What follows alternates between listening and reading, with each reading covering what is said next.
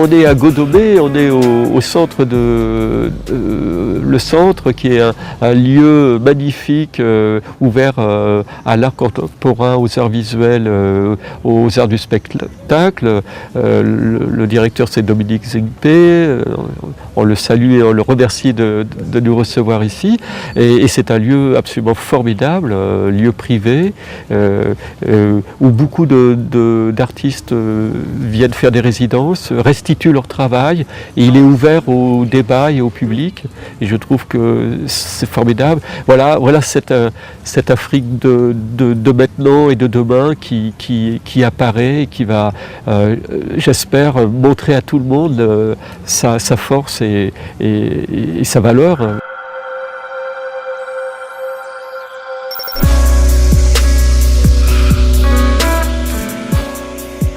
Lorsque j'ai terminé mes études d'art dans une école d'art en France, j'étais peintre. Et puis peu à peu, j'ai abandonné pour, disons, aller du côté de ce qu'on appelle l'installation, c'est-à-dire la mise en espace des sculptures ou du volume. Et puis peu à peu, lentement, mais d'une manière très très régulière, l'Afrique est venue vers moi. C'est pas moi qui suis allé vers l'Afrique, c'est l'Afrique qui est venue vers moi, parce que je me suis aperçu que cette interrogation du continent africain était vraiment très présente chez moi, sans doute parce que je suis d'une famille de voyageurs, sans doute parce que moi-même j'avais été en Afrique quand j'étais jeune, quand j'avais 20 ans, sans doute parce que mes parents et dans ma famille il y a eu beaucoup de personnes qui ont vécu en Afrique. En tout cas, la question de l'Afrique est venue vers moi. Et lorsque l'Afrique est quand même un très grand continent, occupe votre esprit, il y en a pour un certain temps. Pendant toutes mes études et après mes études, je peignais essentiellement avec la couleur noire. Comme quoi, la question du noir, de la couleur noire, déjà était une question qui m'interrogeait, et sans doute que la conscience humaine, la pensée humaine est complexe, parce que avant d'être directement confronté aux choses, il faut faire des parcours très sinueux. Et donc j'ai commencé par la couleur noire pour finir par le continent noir. Et j'ai fait ma vie, une grande partie de ma vie, et puis à un moment donné, j'ai commencé à lire des livres sur l'Afrique, à me renseigner, à me documenter, et peu à peu j'ai construit cette connaissance livresque et bibliographique autour de l'Afrique. Et au démarrage, ce n'est pas la volonté d'un grand savoir, c'est simplement de la curiosité. Je cherche à m'informer, j'essaye de comprendre, j'essaye d'aimer, voilà. Et puis peu à peu, je deviens une sorte de spécialiste, si vous voulez, mais je garde toujours une très très grande modestie par rapport à la connaissance, parce que le continent est grand, on peut pas connaître l'Afrique, d'abord on peut même pas la définir, c'est grand, c'est complexe, c'est comme si on parlait de l'Europe, entre l'Europe du Sud et l'Europe du Nord ou l'Europe de l'Est, tout est très très très différent. Pour l'Afrique c'est exactement la même chose. Donc je reste très prudent par rapport aux mots, disons, à la donnée de connaissance sur l'Afrique. Mais par contre, j'ai essayé de me rapprocher de l'art africain, de ce qu'on appelle l'art africain, et de l'art traditionnel, de la relation de l'art moderne et de l'art traditionnel, et ensuite de l'art contemporain. Et en divisant ces différentes catégories, on peut survoler le 20e et maintenant le 21e siècle, parce qu'il y a beaucoup d'ouvrages qui sont parus. Et là, si vous voulez, j'ai une certaine connaissance de tout ça. C'est par les Français que j'ai appris à rencontrer l'art africain, et notamment, tous les gens du musée de l'Homme. J'ai d'abord découvert Michel Leiris. Avant de découvrir les autres, c'est Michel Leiris, l'Afrique fantôme, tout ça. C'est là où je me suis vraiment plongé vers le continent africain. Avec Michel Leiris, on a quelqu'un quand même qui est valeureux sur le regard des arts d'Afrique. Et après, en remontant, évidemment, on arrive vers les marchands parisiens, Charles Raton, etc., qui ont, disons, ouvert le regard des Européens sur l'art traditionnel africain. C'est vrai que ça s'est fait à partir des années 20, 30. Et moi, quand je découvre Michel Leiris, lui, il parle... après l'Afrique fantôme, il parle du musée de l'Homme des années 60, 60-70, où là, il y a une activité assez importante et qui essaye justement de revaloriser le regard européen sur les arts traditionnels africains. Alors, en 1967, il y a une très très belle exposition, c'est chef-d'œuvre du musée de l'Homme, et c'est là où vraiment beaucoup d'œuvres d'art traditionnel africain, surtout de l'Afrique de l'Ouest, hein, puisqu'on est à Paris, sont présentées. Et on ne les regarde plus comme des objets de sorcellerie. Non, on commence vraiment à identifier ça comme des œuvres qui ont une plasticité spécifique et qui nous amènent justement des questions importantes. Alors, on a dépassé, si vous voulez, le regard de Picasso sur l'art nègre, etc. Donc c'est très intéressant. Et après, par contre, il va falloir attendre beaucoup plus longtemps pour que le débat s'ouvre vers l'art contemporain, puisqu'il faut vraiment attendre les années 80 hein, quand même, hein, c'est long, pour que l'art africain contemporain se dégage des arts traditionnels et disons une place autonome. Donc voilà, moi ça m'intéresse beaucoup de connaître, de visualiser les différentes étapes entre ce qu'on appelle l'art nègre, ensuite ce qu'on appelle l'art traditionnel africain et ensuite l'art contemporain. Voilà, ça ce sont trois distinctions qu'il faut savoir faire, même si bien sûr il y a des liens entre ces périodes.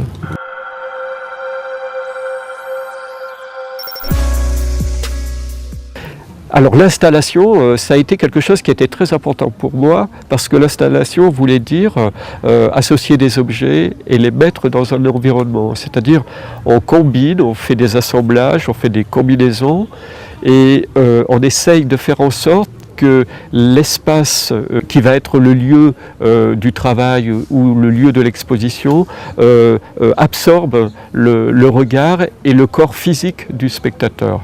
Et je dois dire, en Afrique, il y a beaucoup d'artistes qui font des installations et ça ne m'étonne pas parce que ça veut dire qu'on essaye d'occuper quelque chose qui est du domaine public.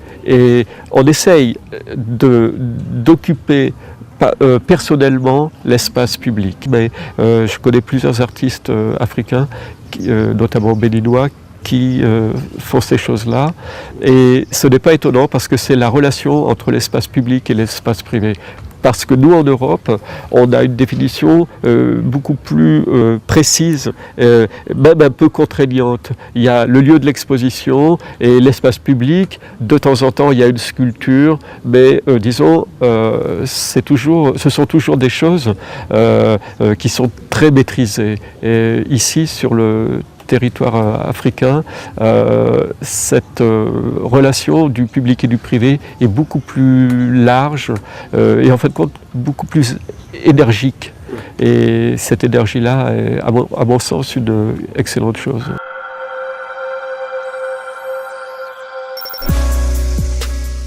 Le volume, on va dire que le volume c'est quand même quelque chose de statique, que c'est un des éléments de la sculpture, le volume. Il permet justement d'occuper les trois dimensions, la hauteur, la largeur, la profondeur.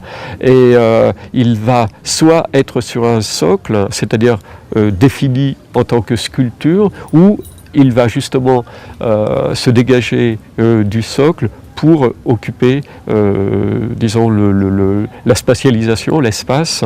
Et à partir de ce moment-là, le jeu des volumes est soit figure quelque chose, soit ne figure rien, mais rentre dans la catégorie des formes et de la lecture des formes. Moi, j'ai beaucoup appris du volume, du minimalisme américain, parce que j'ai compris, grâce à eux, que c'était physiquement qu'on regardait les choses. La peinture, on regarde avec ses yeux. La sculpture, le volume, on va le regarder avec son corps, c'est-à-dire, je dirais même avec la mobilité du corps, c'est-à-dire la spatialisation de son corps. On va faire le tour de la chose, on va regarder plusieurs angles, à la manière des cubistes, hein. On va regarder plusieurs angles, plusieurs faces, et on va donc être dans l'espace et le temps. Il va falloir du temps pour vivre physiquement le regard. Alors qu'en peinture, à la rigueur, on ne bouge pas, c'est quelque chose de mental, on balaye simplement de l'œil, avec l'œil, on balaye du regard, mais lorsqu'on regarde le volume ou la sculpture, on est obligé d'engager son corps. Et c'est une des grandes différences.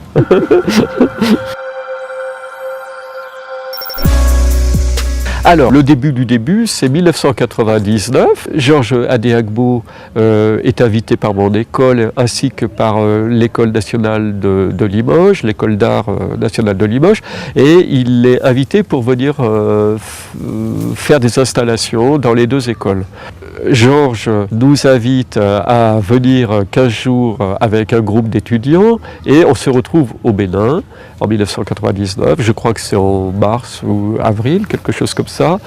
Et il nous fait visiter donc le littoral, il nous fait... En 1999, le train existe, donc nous allons à Parakou en train, Cotonou-Parakou, je m'en souviens comme si c'était tout de suite, tellement c'était incroyable.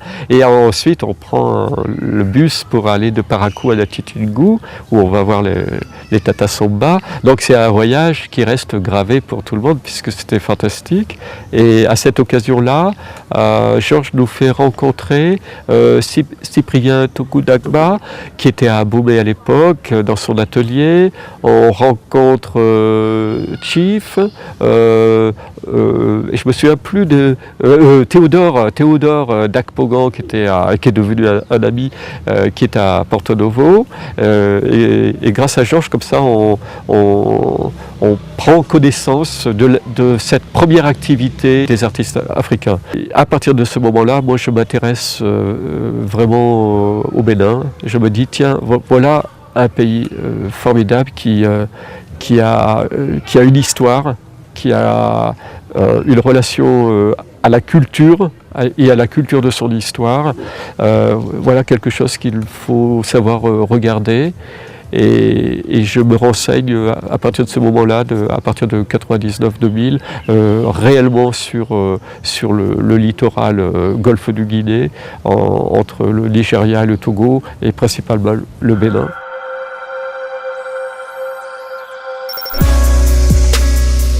Depuis l'année 2004, je fais la liste de toutes les villes que je traverse. C'est-à-dire que j'ai une très très longue liste de villes, petites ou grandes, que j'ai traversées. Je fais la liste de toutes les personnes que j'ai rencontrées. Je fais la liste de toutes les personnes que j'ai rencontrées et qui sont décédées, qui ne sont plus de ce monde. Je fais la liste des choses que je vois, etc., etc. Si vous voulez, c'est un grand poème, et ce grand poème me permet, si vous voulez, de garder mémoire des choses et d'avoir accès à la temporalité de cette mémoire. Il suffit que je regarde une de mes listes pour savoir exactement avec qui et quand cela se passait. Bazoclé, qui est parmi nous, il est inscrit dans une de mes listes. La première fois que je l'ai rencontré, j'ai marqué son nom, et on pourra même trouver le jour où on s'est rencontrés pour la première fois, et je fais la même chose pour toutes les personnes que je rencontre. Et j'ai fait cela aussi pour les livres qui m'intéressaient sur l'Afrique. Et c'est ainsi que j'ai constitué une bibliographie très longue, très importante, où je mentionne régulièrement depuis plus de 10 ou 15 ans toutes les informations sur l'art africain. J'ai fait par exemple la liste de toutes les expositions d'art africain qu'il y a eu en France, etc., etc. Donc si vous voulez, c'est un travail assez épuisant, un peu obsessionnel, mais je vous l'ai dit tout à l'heure, je ne fais pas de distinction dans mon existence d'homme et d'artiste, je ne fais pas de distinction. C'est mon quotidien, et ce quotidien, j'entends le vivre de cette façon-là. C'est une contrainte, mais c'est aussi une liberté. C'est-à-dire qu'il y a la contrainte de se souvenir, de mémoriser les choses, mais il y a la liberté d'être en permanence en connexion avec les uns et les autres. À ma manière, je suis dans l'oralité africaine, c'est-à-dire à ma manière, sans doute l'influence de Georges y est peut-être pour quelque chose, Georges Adéagbo, mais à ma manière, je consigne mon parcours et le parcours de tous ceux avec lesquels nous nous sommes croisés. En même temps que j'ai fait cette sorte de bibliographie idéale, j'ai constitué une bibliothèque où il y a environ 1000 livres, peut-être même plus, et sont des ouvrages qui parlent donc de l'art traditionnel, de l'art moderne et de l'art contemporain africain. Et moi, j'aime cette idée de personnel. Joseph Adandé, par exemple, qui est quelqu'un que je connais très bien, puisqu'on a travaillé ensemble à l'université à Bomey-Calavi. Joseph Adandé a une très belle bibliothèque, et nous avons des ouvrages communs tous les deux, et nous avons nos partis pris bien différents, et ça je trouve c'est formidable, parce que son point de vue n'est pas le mien, il est celui d'un intellectuel africain, d'un universitaire africain, et ça fait voilà tout l'intérêt. Je sais que M. Yaba, qui est un monsieur que j'ai rencontré plusieurs fois, qui est un très grand collectionneur, a une bibliothèque très intéressante, surtout avec des ouvrages anciens, et sa bibliothèque est celle d'un amateur d'art, d'un monsieur qui a occupé de hautes fonctions, parce que je crois qu'il était ambassadeur du Bénin au Japon, je crois.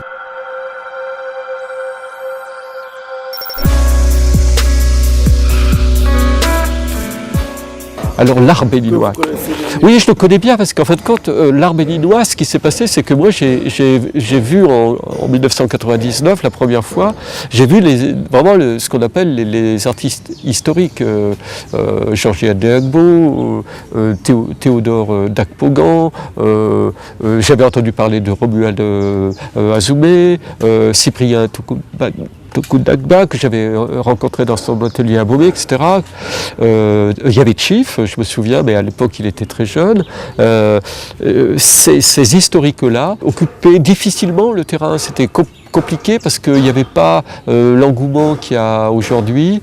On était dans l'attente on était juste après les Magiciens de la Terre, qu'a eu avec André Manien. Donc il y avait quelques artistes comme ça qui avaient émergé. Ensuite, il y a la succession de la seconde vague d'artistes avec Charlie d'Almeida, avec Dominique Zingpe.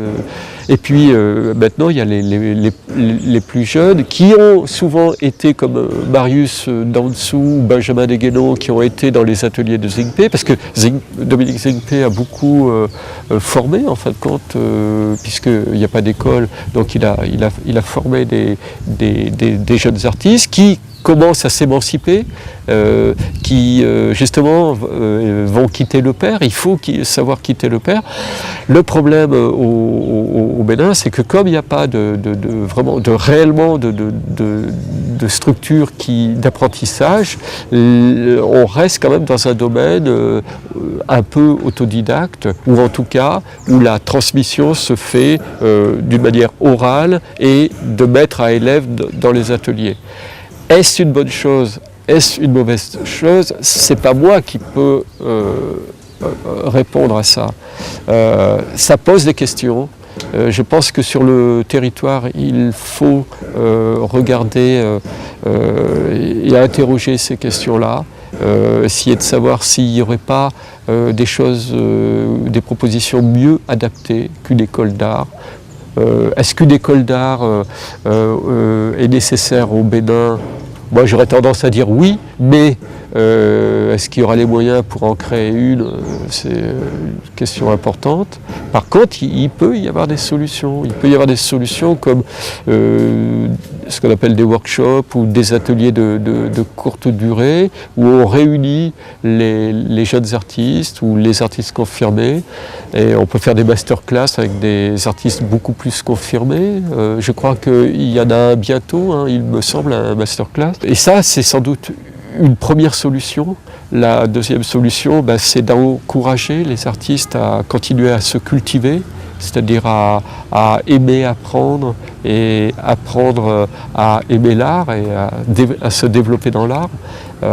Et ça, il faut le faire en multipliant les moments et les structures. C'est grâce à ça qu'il y aura une évolution. Mais entre 1980-90 et aujourd'hui, il y a une énorme évolution.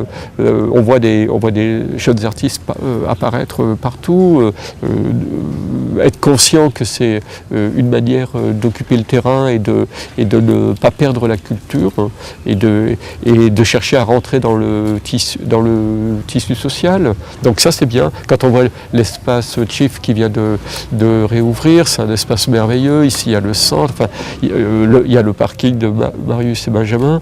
Franchement c'est formidable, quoi. Il y a une vitalité, une volonté qui doit forcer le respect et qui doit ouvrir vers l'admiration, bien sûr.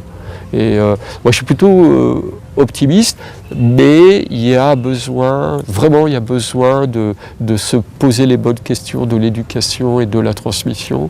Mais l'Afrique est capable de transmettre différemment. Et moi ce que je souhaiterais pour chacun des artistes, c'est d'avoir une transmission qui soit la leur et qui soit faite par les Africains, pour les Africains. C'est pas la peine de copier nos modèles qui valent ce qu'ils valent, mais qui ne sont pas le langage universel en tout cas.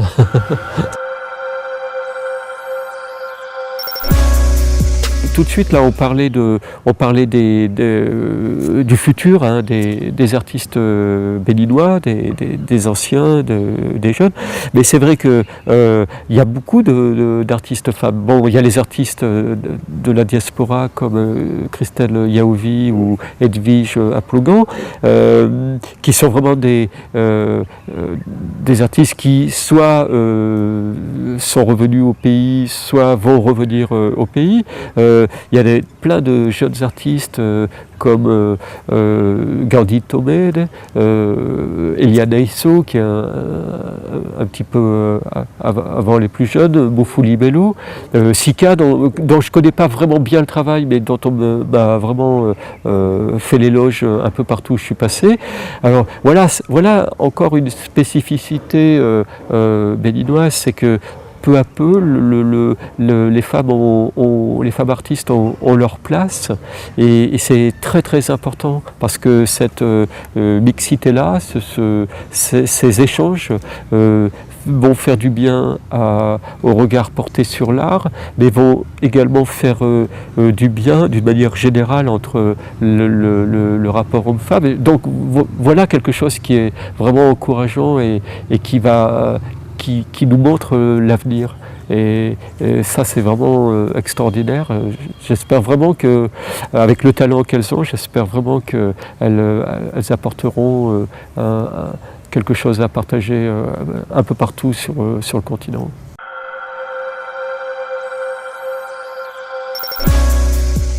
Alors mon école, c'est l'école supérieure d'art de Clermont Métropole, où j'enseigne depuis très longtemps et où j'ai créé un département qui est lié un petit peu à l'Afrique et aux artistes africains. Et au départ, je me souviens que ça n'intéressait pas grand monde et tout le monde pensait que c'était pas quelque chose de bien important. Mais l'afro-vague m'a donné raison, puisque cette intuition, en fait, quand c'est confirmé, puisque ces derniers temps, il y a une actualité énorme sur l'art africain en Europe et notamment en France. Et j'ai bien eu raison d'insister, puisque maintenant on fait partie justement d'une référence qui intéresse tout le monde, bien évidemment.